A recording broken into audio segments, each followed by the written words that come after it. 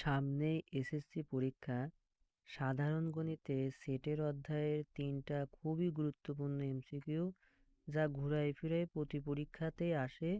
যদি নিয়ম জানো তাহলে কিন্তু বাকিগুলো সলভ করতে পারবে। তো প্রথম প্রশ্নটা কি আছে দেখো, বলতেছে যে x সমান 1 2 4 5 6 হলে পি অফ এক্স এর প্রকৃত উপসেট কতটি।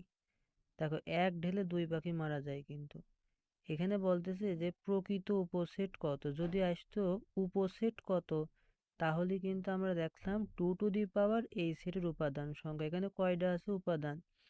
এখানে উপাদান কিন্তু আছে 5টা, 3 কিন্তু নাই। যে 2 টু দি পাওয়ার 5 সমান 32। যদি বলতো এই সেটের উপসেট কতটি, তাহলে উত্তর হয়তো 32টি। কিন্তু প্রশ্নকর্তা বলেছে যে প্রকৃত উপসেট কতটি, তাহলে এখানে কি হবে? আমরা 32-এর থেকে 1 বিয়োগ করব, তাহলে উত্তর হবে 31। দ্বিতীয় প্রশ্ন বলেছে যে এ সমান এ কমা বি কমা সি কমা 1 কমা 2 কমা 3 কমা এক্স হলে এ সেটের উপাদান সংখ্যা কত। এটা একদমই সহজ। এখানে দেখতে হবে কয়টা জিনিস আছে। এখানে গুণে দেখো কয়টা জিনিস আছে, 7টা জিনিস আছে, তাহলে এ সেটের উপাদান সংখ্যা 7টা। পরবর্তীতে বলছে যে প্রকৃত উপসেটের প্রতীক কোনটি।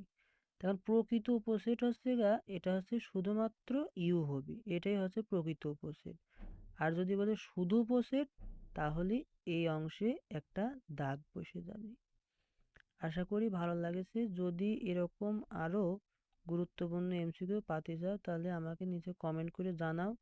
কোন অধ্যায়ের উপর শুধুমাত্র গুরুত্বপূর্ণ এমসিকিউ গুলো দেওয়া হবে, যাতে পরীক্ষায় কমন আসে। ধন্যবাদ।